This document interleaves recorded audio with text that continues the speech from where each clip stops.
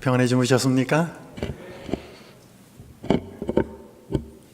우리 이곳에서 만난 우리 성도님들, 또 아직 재림교인은 아니시지만 사랑하는 가족과 친지들, 우리 교우님들의 초청으로 인해서 다른 교회 다니시면서 오신 우리 여러분들, 또 우리 아직 하나님을 믿지 않고 있으시지만 이번에 이 자리에 참석하신 분 계시다면 모두를 진심으로 환영합니다. 이번 한 주 동안에 여러분들을 사랑하셔서 하나님께서 주시고자 하는 큰 축복들을 누리게 되는 한 주가 되시기를 간절히 바랍니다. 저는 이번 한 주 동안 새벽 시간에 예수를 만난 사람들이라는 제목으로 평범했고 또 죄 가운데 있었고 그랬지만 그들이 어떻게 아름답게 변화되었고 증인의 삶으로 살게 되었는지를 살펴보도록 하겠습니다. 먼저 시작하면서 바로 영상을 하나를 좀 보도록 하겠습니다.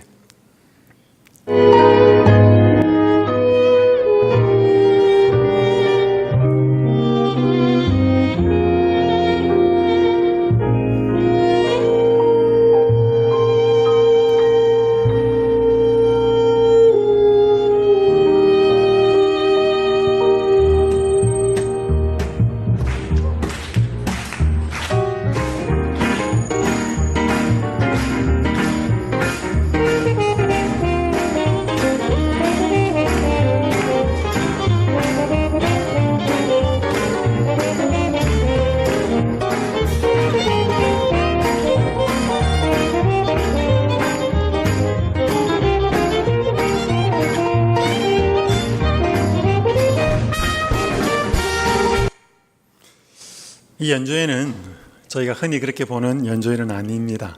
아주 특별한 연주회였습니다. 2014년 9월에 EBS에서 아끼는 무엇으로 사는가라고 하는 3부작 다큐멘터리가 방송이 되었습니다.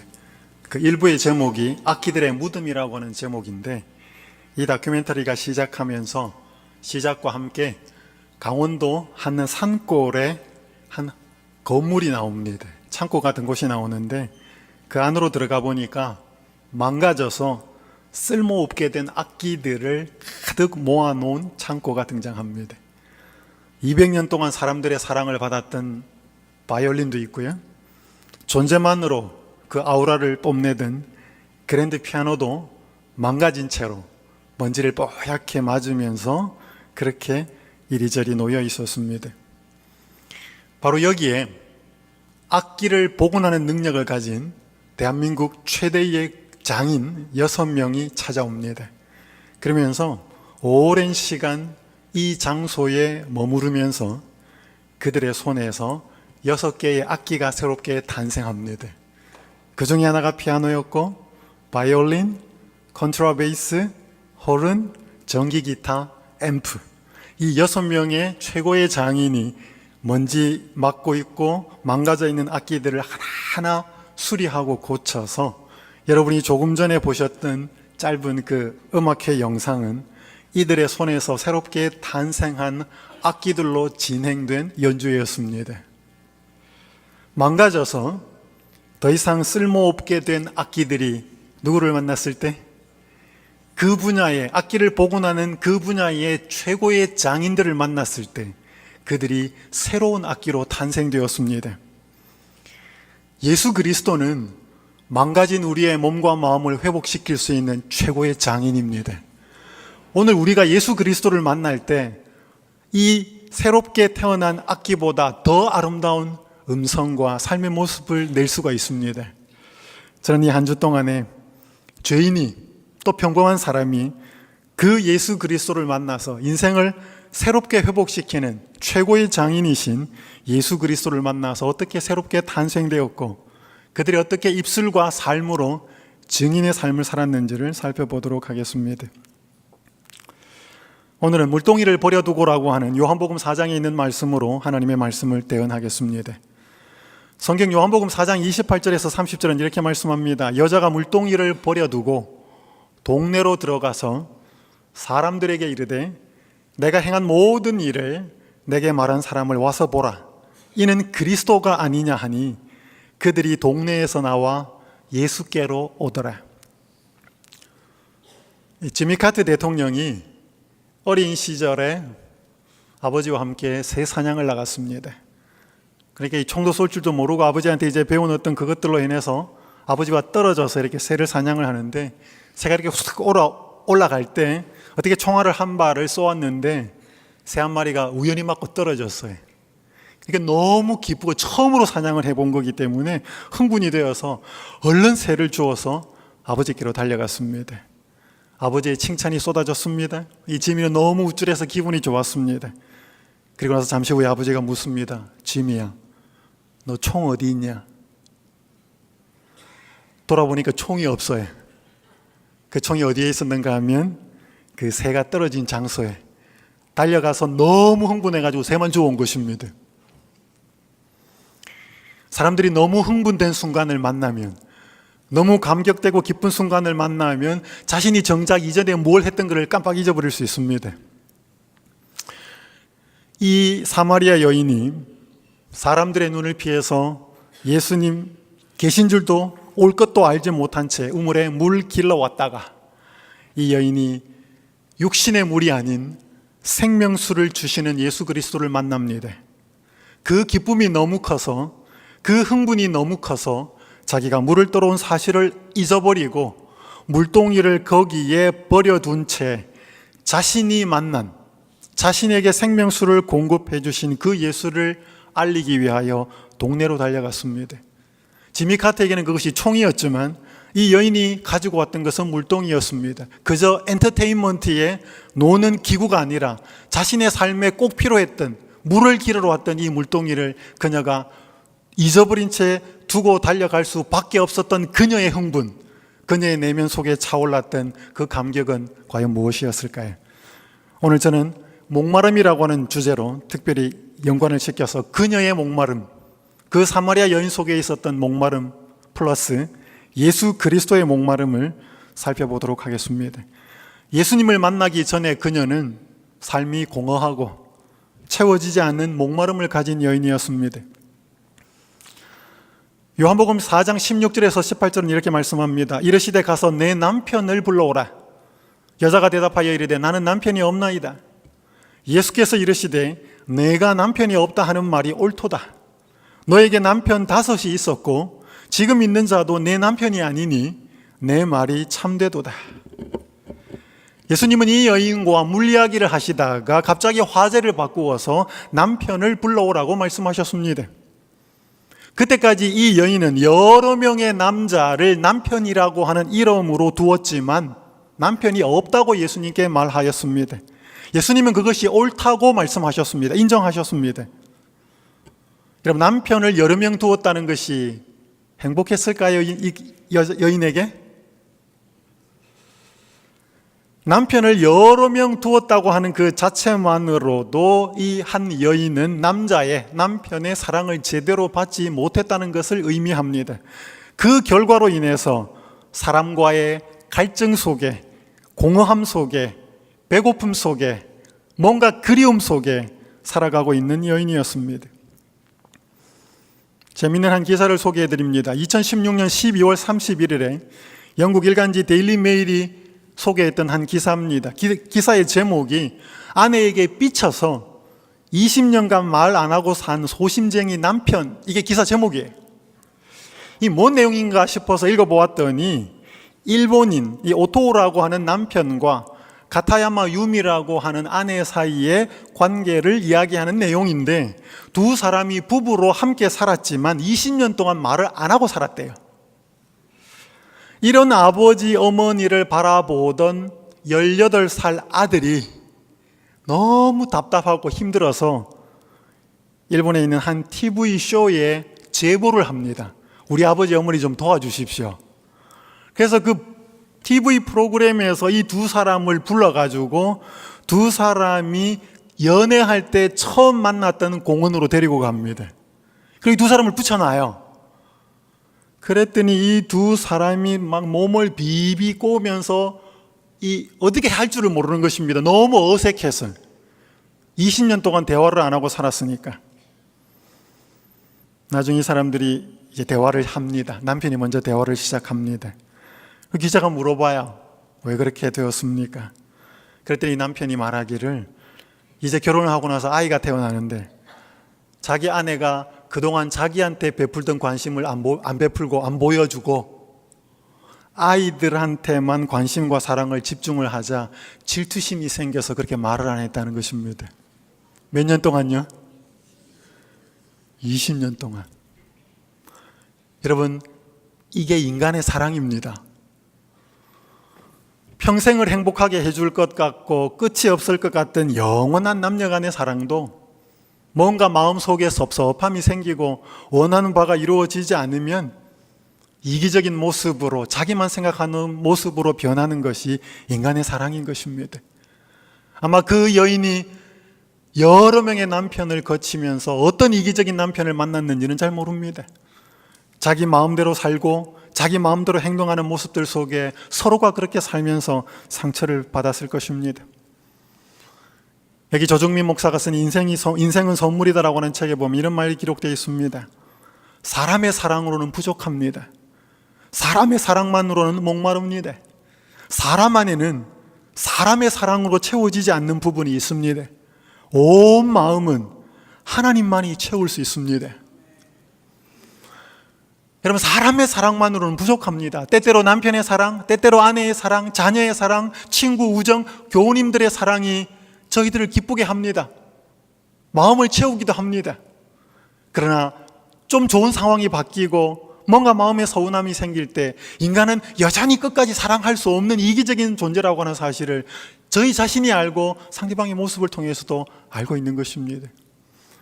그래서 오늘 저희들이 목말라 해야 할 것은 사람의 사랑이기도 하지만 그 너머의 사랑을 우리는 목말라 해야 합니다. 이 사마리아 여인이 공허했던 것은 남편의 사랑을 제대로 받지 못했기 때문이기도 했습니다.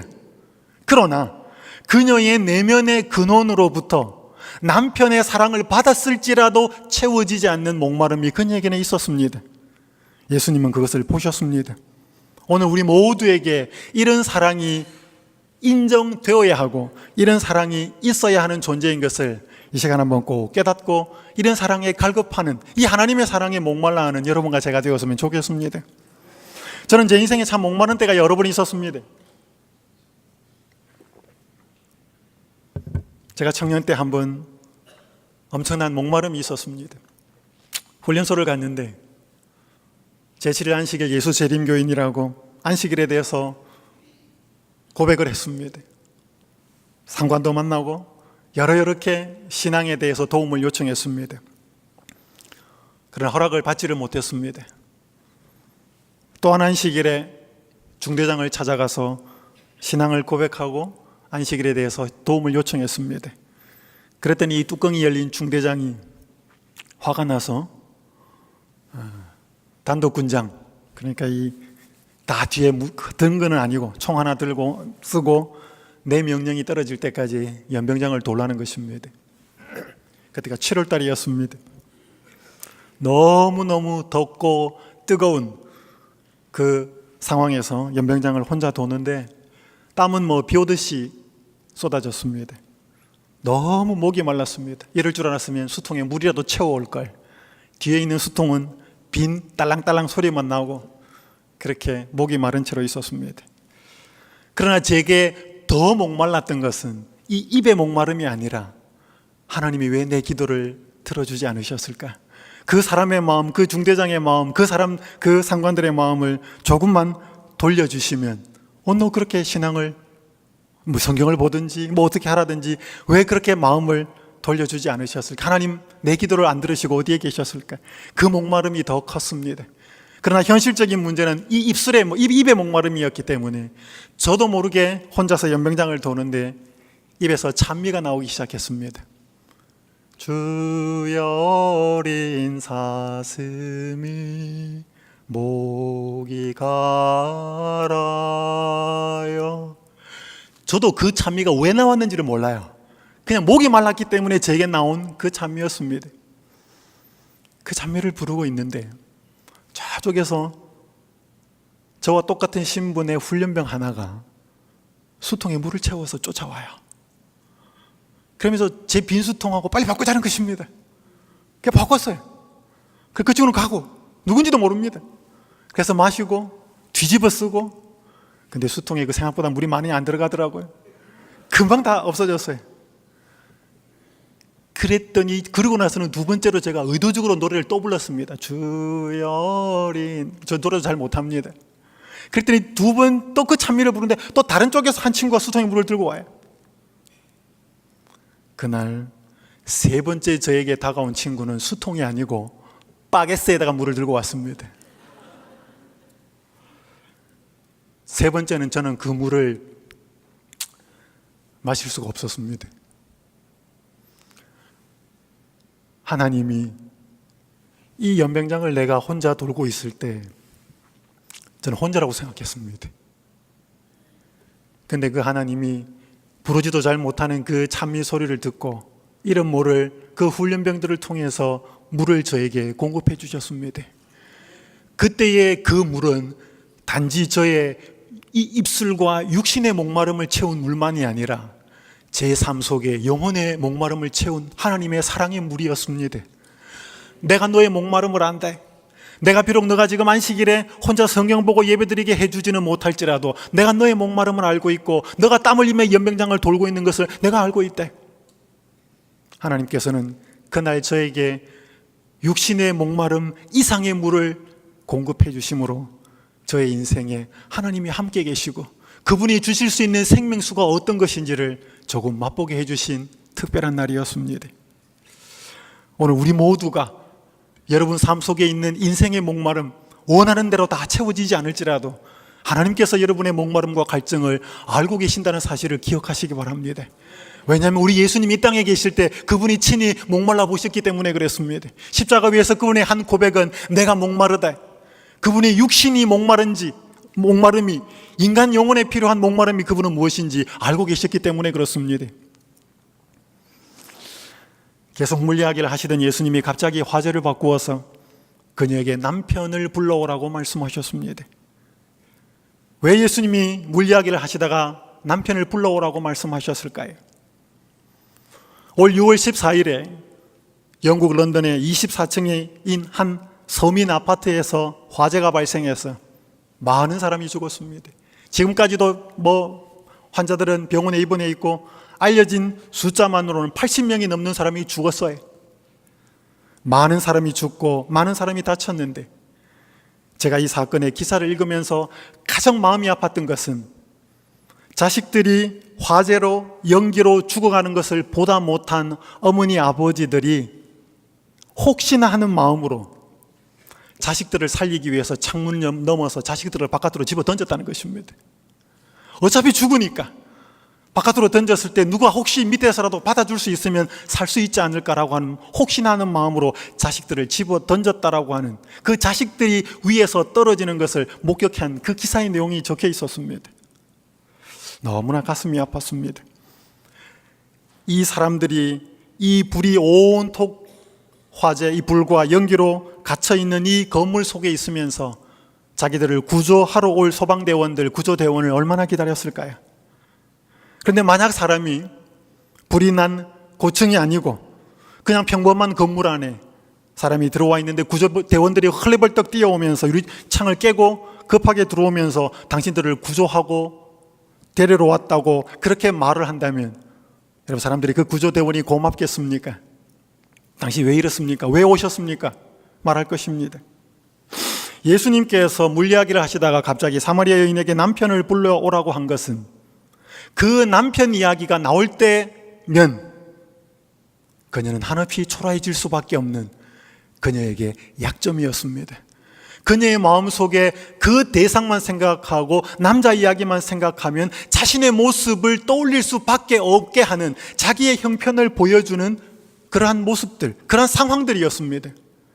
예수님이 주시는 생명수를 우리가 누리기 전에 진정으로 우리 자신의 모습이 어떠한 모습인지를 우리는 깨닫지 못하면 그분이 주시는 생명수를 갈급해 하지도 않고 주시는 생명수도 마시지 못합니다. 예수님께서 공연히 그 사람의 치부와 약점을 드러내는 것이 아니라 오늘 우리가 어떠한 존재인 것을 예수님은 먼저 깨닫기를 원하시는 것입니다. 오늘 우리가 여기 보시면 듣고 있던 여자는 떨었다 그랬습니다. 왜냐하면 자신의 마지막 때의 심판의 광경이 생각났기 때문에.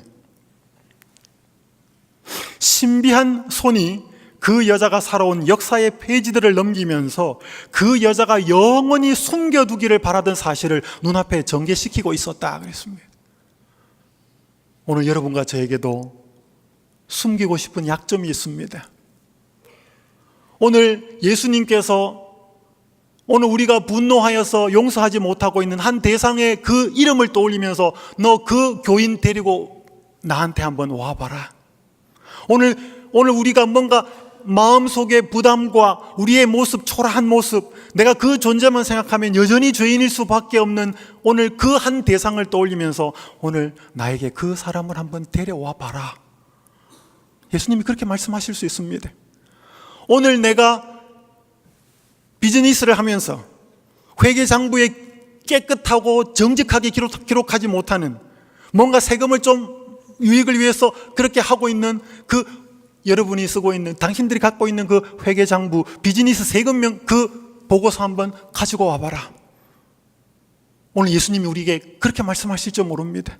오늘 이 노트북을 가지고 뭔가 은밀하고도 내 쾌락을 즐기면서 다운을 받아서 보고 즐기고 있는 쾌락적인 어떤 요소들, 그걸 예수님께서 말씀하시면서 너가 지금까지 다운받았던 노트북 한번 가지고 와봐라. 예수님께서 그렇게 말씀하실 수 있습니다. 오늘 우리는 내 마음속에 숨기고 싶은, 예수님 앞에 드러내놓고 싶지 않은 치부가 있습니다. 오늘 예수님께서는 오늘 우리에게 그 부분을 가지고 그 부분을 바라보며 내 자신의 모습이 어떤 모습인지를 보라고 말씀하십니다. 오늘 우리가 그 상황과 그 사람과 그 정황을 통해서 내 자신이 어떤 존재인지를 예수님은 먼저 바라보기를 원하시는 것이죠. 그러나 중요한 것이 있습니다. 예수께서는 당신이 그 여자의 생애의 비밀을 통찰하셨다는 것을 그녀에게 확신시키셨다. 이 여자는 더 이상 이제 벗어날 수 없는 상황이죠. 여러분 여기 빨간 글자 같이 읽겠습니다. 시작.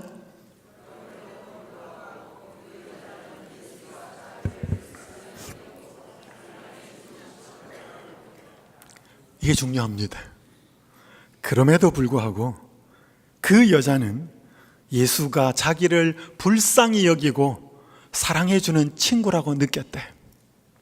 남편을 불러오라라고 하는 그 예수님의 말씀은 그녀의 치부를 드러내는 것입니다. 그녀의 죄의 모습을 드러내는 것이고, 그녀가 얼마나 한계에 부딪히고 내 스스로는 행복을 찾을 수 없고 내 인생으로서는 결코 내 삶의 모습을, 공허함을, 갈증을 채울 수 없다는 자신의 한계를 느끼게 하는 그 대상을 끄집어내면서 너가 어떤 모습으로 지금까지 살아왔냐, 자신의 가슴을 답답하게 하는 그러한 말씀이셨는데, 그 말씀을 하시는 예수님은 어떤 예수님이셨다고요? 자기를 불쌍히 여기고 자기를 동정하고 계시고 자기를 위로해주고 자기를 사랑해주는 친구라고 느꼈다고요. 여러분, 사람들이요, 누구 다른 사람에게 약점을 탁 드러내고 그 사람의 뭔가를 치부나 그것을 이야기할 때는 뭔가 내가 이용하려고 다른 목적으로 그걸 드러냅니다. 그리고 다른 사람의 약점이나 잘못을 지적할 때 우리는 그 사람이 사랑을 느끼게 하는 일을 참 잘 못해요. 우리 죄인이다 보니까. 저도 그래요. 여러분, 그런 거 있지 않습니까? 사람이 꼭 해야 하는 말, 바른 말을 하는 데에도 그 사람이 미운 사람이 있어요. 그런 사람 있습니까? 그 사람 말 앞뒤 정황을 따져보고 하면 다 맞아요. 내가 들어야 될 말이야. 근데 기분이 나빠. 물론 우리가 죄인이기 때문에 그렇습니다.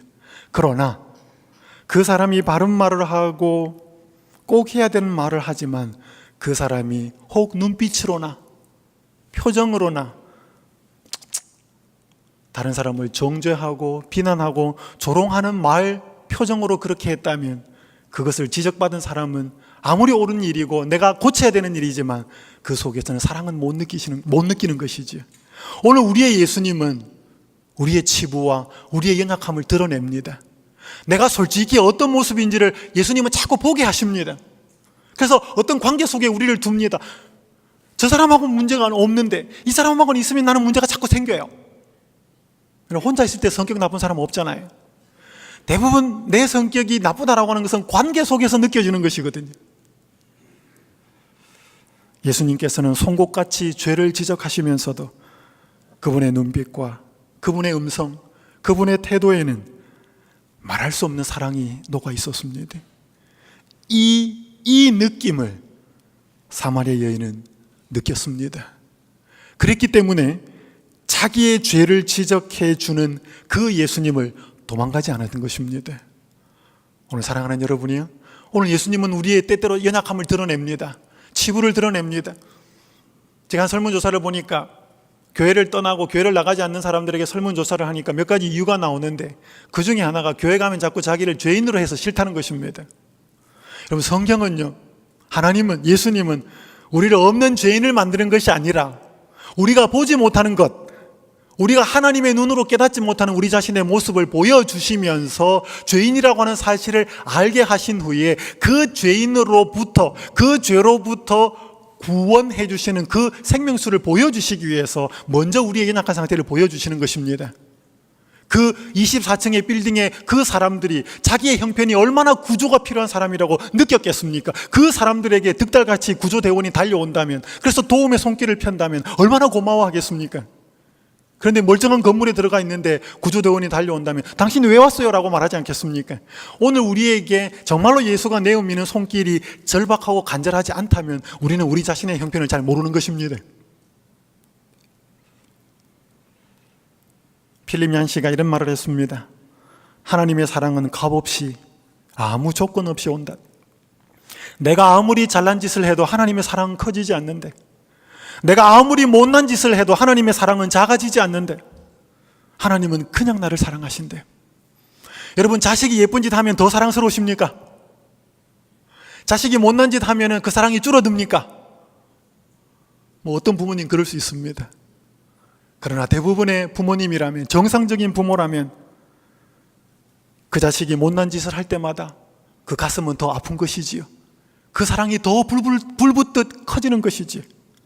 오늘 우리가 어떠하기 때문에 하나님이 우리를 사랑하시는 것이 아니라, 오늘 우리가, 여러분, 사랑은, 우리는 누구를 사랑하면 그 사람이 뭐 때문에 우리는 자꾸 이유가 있습니다.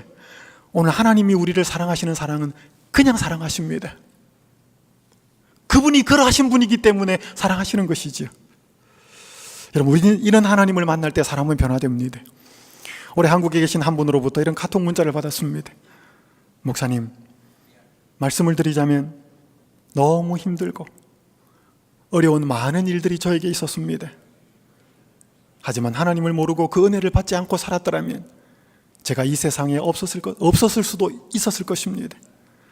어려움이 닥칠 때마다 그 짐을 모두 그분께 맡기고 기다렸습니다. 또 힘든 일이 있으면 기도하고 그분께 또 맡겼습니다. 그렇게 살아가고 있습니다.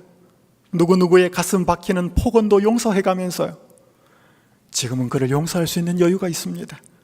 또한 그가 불쌍하게 보이는 여유가 생겼습니다. 모두 그분의 무한한 빼익이 저에게 있어서 그 어려움을 견뎌낼 수 있습니다. 제가 이 내용을 받고 얼마나 가슴이 벅찼는지 모릅니다. 이분 제가 성경 공부 가르치고 집 내준 분이에요.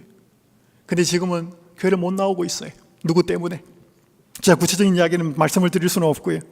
근데 이분이 다 구체적인 내용을 적지 않았습니다. 그런데 하나님을 모르고 그분의 은혜를 받지 않고 살았더라면 제가 이 세상에 없었을 수도 있었을 것입니다. 이 한 문장으로 이분이 처한 상황이 얼마나 힘들고 고통스러울까 짐작이 갔습니다. 그런데 그럴 때마다, 어려움이 닥치고 고난이 닥칠 때마다 자기가 지고 있는 그 모든 짐을 그분 앞에 맡기고 그분이 어떻게 해결해 주실까를 기다리고 또 기다렸다고, 또 짐이 생길 때마다 또 그걸 내려놓고 기다렸다고요. 그랬더니 마음속에 힘이 생기고 용기가 생기고, 그리고 자기를 고통스럽게 하고 힘들게 한 그 사람을 용서할 수 있고 불쌍하게 보이는 여유가 생겼다고. 그러면서 그분의 무한한 빼익이 저에게 있어서 그 어려움을 견뎌낼 수 있습니다라고 고백하는 이 글을 보내왔습니다. 사랑하는 여러분들이시여, 오늘 이분이 마신 그 생명수를 여러분과 저도 마실 수 있습니다. 오늘 여러분이 어떤 인생의 무거운 짐을 지고 이 중동부 야영에 오셨는지는 모르겠지만 여러분이 그 무거운 짐이 생각나고 어려운 짐이 떠오를 때마다 그 짐을, 이 사마리아 여인을 이렇게 대하셨고 친구로 대하셨고 사랑으로 대하셨던 그 예수님이 변하지 않고 우리들의 구주인 것을 기억하시고 친구인 것을 기억하시고 그 예수님 앞에 여러분의 무거운 짐을 내려놓을 수 있게 되기를 간절히 바랍니다. 그런데 오늘 저희가 좀 주목해야 될 것은 그 여인의 목마름을 넘어서 바로 그 장소에 다른 목마름을 가지고 계셨던 예수님이 계셨다는 것입니다. 오늘 우리가 좀 기억해야 될 것은 예수님의 목마름입니다. 요한복음 4장 31절에서 34절은 이렇게 말씀합니다. 그 사이에 제자들이 청하여 이르되 랍비여 잡수소서. 이르시되 내게는 너희가 알지 못하는 먹을 양식이 있느니라. 제자들이 서로 말하되 누가 잡수실 것을 갖다 드렸는가 하니 예수께서 이르시되 나의 양식은 나를 보내신 이의 뜻을 행하며 그의 일을 온전히 이루는 이것이니라. 예수님이 우물가에서 그 여인을 만나고 계시는 동안 제자들은 먹을 것을 사러 갔습니다. 제자들이 음식을 구해왔을 때 예수님은 전혀 시장하거나 피곤해 보이지 않았습니다. 오히려 활력이 넘쳐 보였습니다. 제자들이 먹을 것을 권했을 때 예수님은 제자들이 다소 이해하기 어려운 말씀을 하십니다. 나는 너희들이 알지 못하는 먹을 양식이 있다. 제자들은 누가 먹을 것을 갖다 주었는가? 그렇게 생각할 때 예수님은 자신의 양식이 무엇인지를 말씀합니다. 나의 양식은 나를 보내신 이의 뜻을 행하며 그의 일을 온전히 이루는 이것이니라. 이 말씀을 시대소망은 이렇게 이야기합니다. 예수께서는 그 여인에게 하신 당신의 말씀이 그 여자의 양심을 깨우쳤을 때 기뻐하셨다. 예수께서는 그 여자가 생명수를 마시는 것을 보셨다. 그리하여 그분의 주림과 갈증은 채워졌다. 진리를 위해 줄이고 목마른 영혼을 섬기는 것이 그분에게는 먹고 마시는 것보다 더 기쁜 일이었다. 예수께는 그것이 안위와 원기 회복의 요소였다. 여러분, 옛말에 어른들이 보기 좋아하는 것 두 가지가 있다 그랬습니다. 하나는 논에, 자기 논에 가뭄에 물 들어가는 것을 보는 것. 또 하나는요, 자식 입에 음식 들어가는 것을 보는 것. 여러분, 부모는 자기가 안 먹어도 자식이 배부르게 먹는 것을 보면 배불러요? 배불러요. 여러분, 저는 1월 달에 미국에 왔습니다. 제 어머니가 한국에 계신데 제 어머니 전화할 때마다 잘 먹고 있냐? 늘 그거 먹는 거 챙깁니다. 근데 저는 이 미국에 올 때 제 큰아이를 한국에 두고 왔어요. 이제 대학교를 들어가는 바람에. 저는 늘 저와 제 집사람의 관심은 제 그 큰아들, 혼자 있는 기숙사에 있는 그 아들이 잘 먹고 있을까? 물론 제가 어머니가 잘 드시는 것도 생각하지만 그건 별로 생각 안 나요. 제 아들이 그 한 명이 남아있는 그 애가 잘 먹고 있을까? 여러분, 부모가 자식이 잘 먹는 거에 관심이 있어요? 관심이 있어요. 그게 부모의 관심입니다. 근데 예수님의 관심은요, 자기의 목마름을 채우고 자기의 갈증을 채우고 배부름을 채우는 게 아니라 오늘 당신의 사랑하는 백성들이 잘 먹고 있냐? 잘 마시고 있냐? 그게 예수님의 목마름이고 그게 예수님의 갈증이에요. 그래서 그 사마리아 여인이, 그 공허했던, 인생에 공허했던 그 여인이 예수님이 내민 그 생명수를 도망가지 않고 마셨을 때 그녀에게 말할 수 없는 흥분과 감격이 솟아날 때 예수님은 그 여인의 모습을 바라보는 것으로 예수님의 목마름과 갈증은 채워졌다는 것입니다. 이것이 예수님의 목마름이었습니다. 그 자리에는 두 사람의 목마른 자가 있었습니다. 한 사람은 그저 사랑을 좀 더 받고 인생에 뭔가 신나고 재미있는 일이 채워져야만 되는 그런 목마름을 갖고 온 그 여인에게 영혼의 목마름을 채워주기 위한 그 목마름을 가지고 계셨던 예수님이 그 자리에 계셨다는 것입니다. 올 4월 28일에 영국 일간지 더 선이 보도한 한 장의 사진이 제 가슴을 참 흥분시켰습니다. 한 남자가 인생을 비관해서 영국 런던에서 가까운 한 다리 위에서 떨어져서 자살을 하려고 했습니다. 그때 다리 위를 지나던 사람이 이 사람을 발견하고 그가 떨어지지 못하도록 잡았어요. 목을 붙들고 어디서 구해왔는지 끈으로 온몸을 묶고, 한 사람이 혁대를 잡고 한 사람은 밑에서 이 두 다리를 붙들고, 여러분, 이래서 119 이 구조대원이 오기까지 2시간 동안은 이렇게 한 남자, 이 사람을 붙들고 있었습니다. 여러분, 이 다리 위를 지나가던 사람이 이때 이 남자를 알고 있던 사람은 한 명도 없었습니다. 다 모르는 사람들이. 그런데 이 다리 위를 지나던 온 사람들이 왜 이 남자를 이렇게 붙들었을까요? 뭐 하려고? 사람 살리려고. 여러분, 이 세상에 사람보다 중요한 거 없습니다. 이 세상에 사람의 생명보다도 중요한 건 없습니다. 예수님께서 바로 그 일을 하러 왔던 것이지요. 저는 이 모습을 보면서 이 모든 사람들이 이 한 사람 살리기 위해서 이렇게 붙들고 끌어안고 여기에는 용기를 주고 그 비관하는 마음을 갖지 않도록 또 격려하고, 저는 이 모습을 보면서 이 다리 위에서 펼쳐졌던 모든 합동작전이 삼위 하나님과 하늘의 온 천사들과 이 온 우주의 거민들이 이 지구를 구하기 위해서, 죄인 한 사람을 구원하기 위해서 펼쳐지는 영혼의 합동작전이라는 사실을 깨닫게 되었습니다. 바로 여러분과 제가, 예수님이, 삼위 하나님이, 천사들이 온 하늘을 버리면서 모든 희생을 감내하면서도 우리를 다시금 회복시키기 위해서 이렇게 우리의 영혼과 우리의 심령을 붙들고 계시다는 사실을 이 시간 꼭 기억하시기를 간절히 바랍니다. 이것이 예수님의 목마름이었습니다. 삶에서 가장 두려운 일들을 꼽으라면 어떤 목록이 나올까요? 대부분 거기에는 가족이나 자신의 죽음이 포함될 것이다. 충분히 이해는 되지만 사실 그것은 지상에 국한된 현생에 대한 두려움에 불과하다. 목숨이 더 이상 지속되지 않는다고 해서 정말 우리가 지상에서 목숨을 잃는 일을 가장 두려워해야 하는가? 만약 하나님께서 그분에게 가장 두려움이 되는 것들을 열거하신다면 그 목록에는 분명히 우리의 가족이나 우리 자신의 영생이 상실될 두려움이 포함될 것이다. 물론 하나님은 육체적인 질병과 죽음의 문제도 염려하시지만 무엇보다 영적인 질병과 죽음을 염려하신대. 오늘 누군가가 여러분에게 여러분 인생에서 가장 두려운 게 무엇입니까? 라고 물으신다면 여러분 뭐가 제일 두렵다고 말씀하시겠습니까? 제가 지금 암에 걸렸어요. 제 자식이 이래요. 제 사업이 이렇게 힘듭니다. 물론 그것도 여러분에게 두려움이 됩니다. 만약에 예수님에게 질문을 하여서 그 한 대상의 영혼을 바라보고 예수님, 저 사람을 보실 때 예수님은 무엇이 가장 두려우십니까? 라고 말할 때 과연 육체적인 질병이라고 말할까요? 아니면 사라지는 돈이라고 말할까요? 아니면 그 사람이 마음속에서 간절히 원하는 그것이 이루어지지 않고 상실되는 그것을 두려움이라고 말씀하실까요? 만약 예수님에게 그 두려움을 묻는다면 그분은 분명히 말씀하실 것입니다. 바로 오늘 우리에게 닥친 영적인 질병과 영적인 죽음에 대해서 무관하게 예수님이 보시는 만큼 심각하게 생각하지 못하고 살아가는, 오히려 그런 것을 두고도 세상에 관심을 두고 있는 우리의 모습을 보면서 예수님은 더 두려워하시고 고통스러워하시지 않을까요? 이것이 예수님의 마음속에 있는 모두를 향한, 우리 모든 죄인들을 향한, 오늘 우리를 향한 예수님의 목마름과 갈증입니다. 오늘 우리가 예수님을 할 때 이 갈증이 우리의 갈증이 됩니다. 이제 이 여인은 목마름이 바뀝니다. 그저 물들어 왔었고 남편의 사랑을 좀 더 깊이 뜨겁게 행복하게 받고 싶고 그래서 인생을 행복하게 살고 싶었던 이 여인이 그 예수님 속에 있으셨던 목마름이 자신에게 전달되어 오는 것을 경험합니다. 이제는 이 여인의 목마름은 예수님의 목마름으로 변해집니다.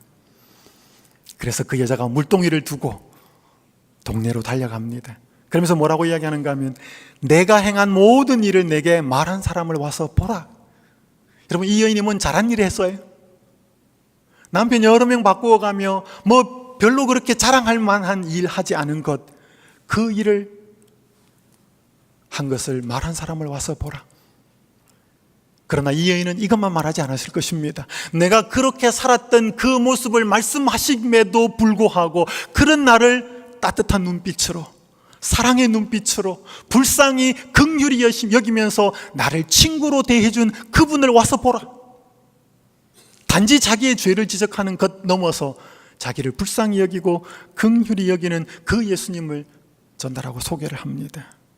여자의 말이 내가 행한 모든 것을 그가 내게 말하였다 증언함으로, 이 증언하다는 말을 마르투레오, 물론 여기서 증언 또 순교자 뭐 이런 이제 용어들이 파생이 됩니다. 그 동네 중에 많은 사마리아인이 예수를 믿는지라 사마리아인들이 예수께 와서 자기들과 함께 유하시기를 청하니 거기서 이틀을 유하심에 예수의 말씀으로 말미암아 믿는 자가 더욱 많아 그 여자에게 말하되 이제 우리가 믿는 것은 내 말로 인함이 아니니 이는 우리가 친히 듣고 그가 참으로 세상의 구주신 줄 알미니라 하였더라. 이제 이 여인이 증인의 삶으로 바뀌게 됩니다. 저는 제 인생에 참 고마워할 분들이 참 많은데요, 근데 참 마땅히 감사하거나 고맙다고 생각을 잘 안 하고 살았던 한 분이 있습니다. 그분은 한 여집사님이십니다. 이분은 저희 어머니에게 예수 그리스도의 사랑을 알려주신 분입니다. 제 어머니는 장로교회를 처녀 때부터 다니셨습니다. 일요일교회를. 그러다가 믿지 않는 남편인 아버지를 만나서 시집을 와서 사시다가 어떻게 또 다른 교회를 가시게 되었어요. 박태선 씨 혹시 들어보셨죠? 천부교. 저희 어머니가 어떻게 그걸 가시게 되는지 잘 모르겠지만은 또 거기를 열심히 다니셨어요. 근데 저도 따라가 봤어요, 집회를. 제 어릴 때. 근데 성경을 참 잘 가르치다가 이 박태선 씨가 한 번은 자신이 이제 두 감람나무 이제 이야기를 하면서 자신이 예수라고 주장합니다. 이제 저희 어머니는 그때 나오셨어요. 이건 아니다. 그러면서 교회를 안 나가셨어요. 근데 먹고 살기에 바빠서 제 아버지는 일찍 돌아가셨고 어머니는 시장에서 노점에서 장사를 하셨습니다. 3남매를 키우기 위해서. 그때 한 목욕탕 앞에서 노점에서 양말 장사를 하셨는데 그 목욕탕 2층이 사진관이었습니다. 그 사진관이 하시던 분이 우리 재림교회 장로님과 집사님이셨어요. 그러니까 젊은 제 어머니가 39에 혼자가 되셨습니다. 병원에 저희 어머니가 혼자 되시기 전에 아버지는 병원에 8년 동안 7년 동안 입원해 계시다가 돌아가셨기 때문에 모든 돈들은 다 아버지 병원비로 나갔고 저희 어머니는 저희 3남매를 이제 먹여 살려야 되니까 그렇게 일을 하시다가 힘들고 외롭고, 근데 그 2층에 계시는 그 사진관을 하는 여집사님이 저희 어머니보다 한 15살 정도가 많으신 그 여집사님이 늘 어머니한테 찾아오셨어요. 때때로 먹을 것도 갖다 주시고 때때로 저희 어머니의 마음속의 답답함을 들어주시고 자꾸 오셨어요. 그러면서 그녀가 만난 그 여집사님이 만난 예수님 이야기를 자꾸 해주셨습니다. 그것이 저희 어머니의 마음속에 조금씩 들어갔어요. 그러면서 저희 어머니가 제가 고등학교 때 재림신자가 됐습니다. 저는 그 어머니를 따라서 이제 교회를 간 거죠. 물론 제가 고등학교 처음부터 가지는 않았지만 저는 지금 가만히 생각해 보면 저는 그 집사님에 대해서 별로 이렇게 고맙게 생각하거나, 물론 뭐 안면도 있고 아는 분이니까 그렇지만 지금 제가 곰곰이 생각해 볼 때 만약에 그때 어머니가 그 한 여집사님의 그 어떤 사랑과 친절과 전도를 받지 않고 교인이 되지 않았으면 나는 지금 어떤 모습으로 살고 있을까요? 저는 공대를 졸업했습니다. 만약에 제가 대학을 재림신자가 되지 않았으면 저는 그저 평범한 한 사람이 직장인이 되어 있었을 것입니다. 그 여집사님이 저희 어머니에게 베푼 친절의 결과가 어디까지 가 있는가 하면 제가 여기 와 있는 것입니다. 여러분, 제가 이 중동부 야영에 와서 여러분에게 이 새벽에 설교할지를 그 여집사님이 알았을까요? 전혀 상상할 수 없는 일. 그 여인이 만난 예수 그리스도, 그 여인의 삶을 기쁘게 했던 그 이야기들을 저희 어머니에게 자꾸 설명해 주셨습니다.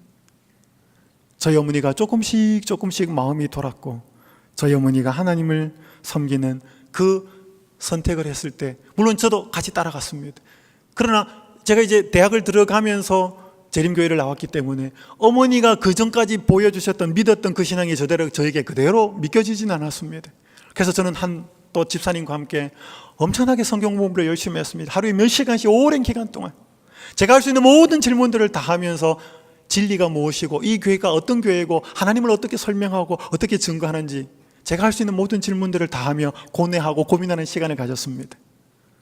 그 집사님이 어머니에게 말씀을 전하고 어머니가 저에게 예수님을 소개하고 교회로 초청을 했지만 따라는 갔지만 제가 성경을 공부해 보고 나서 확신하고 그 이후에 저는 재림신자가 되었고 침례를 받았습니다. 사마리아 여인이 무조건 다 설명한다고 해서 사마리아 사람들이 다 예수님을 믿은 게 아니고 그것이 계기가 되고 고리가 되었지만 예수님을 초청하여 말씀을 들었을 때 이제는 당신의 이야기 때문에 우리가 예수님을 믿는 것이 아니고 우리가 직접 그분을 안다. 여러분, 이것이 이제 증거되고 그것이 계속 전달되어서 예수님을 아는 것이 전달되어서 퍼지고 저에게, 여러분에게까지 온 것입니다. 이제 제가 마무리를 드리면서요, 여기 치료봉사 469페이지, 470페이지 이렇게 말씀합니다. 사람들을 구원하기 위하여 증거하는 복음은 우리 자신의 영혼을 구원해 준 복음이어야 한다. 우리가 급히 흐르는 물결 속에서 죄인들을 건져내려면 우리 자신의 발이 만세반석이신 예수 그리스도께 굳게 고정되어 있어야 한다. 오늘 우리가 누구에게 맛있는 음식을 소개하면 내가 먹어보지 않고 그 음식을 소개한다면 약할 것입니다. 오늘 내가 먹어본 그 음식을 우리가 더 기쁘고 더 즐겁게 소개하는 것처럼 오늘 사람들을 구원하기 위해서 우리의 입술과 삶을 통해서 증거하는 복음은 우리 자신의 영혼을 구원해 준 복음이어야 한다. 오늘 우리 자신은 이제 돌아보아야 합니다. 오늘 내가 예수 그리스도께로부터 복음을 받았는데 그 복음은 현재 나에게 어떤 의미로 내 삶을 지배하고 있는가? 만약 그것이 내 삶을 뜨겁게 하지 아니하고 기쁘게 하지 아니하고 내 삶에 그것이 내 죄의 모습을 보고 애통하게 하지 않는다면 오늘 우리는 그것을 복음으로 제대로 깨닫지 못할 뿐더러 그것이 우리의 입술이나 삶을 통하여 나가기는 어렵다는 것입니다. 오늘 우리가 이제 다시 한번 우리의 마음들을 굳게 돌아보아야 하는 것은 우리가 지금 우리의 발이, 우리의 내면의 마음의 상태의 중심이 어디에 고정되어 있고 어디를 향하고 있는지를 이 시간 돌아보셔야 합니다. 사마리아 여인이 공허하고 온갖 안테나를 다른 곳으로 세워두고 있었을 때 예수님께서는 그 여인을 친히 찾아오셔서 내가 너의 친구다, 내가 너를 사랑한다, 너가 내가 주는 물을 마셔야만 그 마음이 영원히 채워진다라고 하셨던 그 예수님의 말씀이 오늘 우리 자신에게 어떤 의미가 있는지 이 시간 한번 깊이 돌아보는 시간이 되었으면 좋겠습니다. 예수님은 사람의 목마름을 아십니다. 그래서 지금도 생명수를 공급하고 계신다는 사실을 기억하시기를 간절히 바랍니다. 예수님은 모든 사람이 그분이 주시는 영원한 생명수를 마시기 원하는 간절한 목마름이 있으십니다. 오늘 우리가 그분의 목마름을 이해할 때 우리의 목마름이 달라질 것입니다. 예수님의 생명수를 마시는 사람은 더 이상 세상의 목마름으로 찾고 다니는 것이 아니라 예수님의 목마름이 우리의 목마름이 되어서 그분을 증거하고 그분을 고백하는 삶이 됩니다. 우리가 무엇을 하든지 우리가 들고 온 그 물동이가 우선이 아니라, 먹고 살기 위한 삶이 호구지책이 우선이 아니라 그것을 잠시 버려두고, 아니 그것을 2차로 2순위로 하고 그분을 만난 감격과 그분을 만난 흥분으로 우리가 그분을 드러내게 될 것입니다. 다시 한번 이번 한 주 동안에 오늘 우리를 만나주신 그 예수님을 깊이 경험함으로 오늘 우리의 삶이 아름다운 증인의 삶으로 바뀌어지는 그런 삶이 되기를 간절히 바라면서 말씀을 마치겠습니다. 이 시간 제가 잠깐 기도하고요, 우리 개인 기도하는 시간을 좀 갖도록 하겠습니다. 기도하겠습니다. 하늘에 계신 아버지 하나님, 사마리아 여인처럼 저희도 삶 속에 갈증이 있습니다. 목마름이 있습니다. 아버지 하나님, 저희의 목마름이 무엇인지 알고 계심을 인하여 감사합니다. 할 수만 있다면 저희 목마름이 채워지는 삶을 기도하고 싶은데 예수님께 가까이 가니 예수님이 더 큰 목마름을 가지고 계심을 알게 됩니다. 아버지 하나님, 저희 육신의 목마름을 채워주시는 분에 대한 믿음을 굳게 가진 채 더 크신 예수님의 목마름을 저희도 갖게 해 주시옵소서. 오늘 저희가 한없이 부족한 모습으로 이 자리에 나왔습니다. 다시 한번 있는 모습 그대로를 가지고 예수님 앞에 나아가오니 예수님 저희를 불쌍히 여겨주시고 오늘 저희의 은밀한 죄, 오늘 저희들의 약점, 모습 그대로를 예수님 앞에 가지고 나아가오니 저희를 긍휼히 여겨주시고 그것을 해결하는 생명수를 허락하여 주시옵소서. 그리하여서 저희가 사마리아 여인처럼 증인의 삶, 흥분과 감격된 삶으로 예수님을 전하는 아름다운 삶으로 변화될 수 있도록 축복하여 주시옵소서. 예수님의 이름으로 간절히 기도드리옵나이다.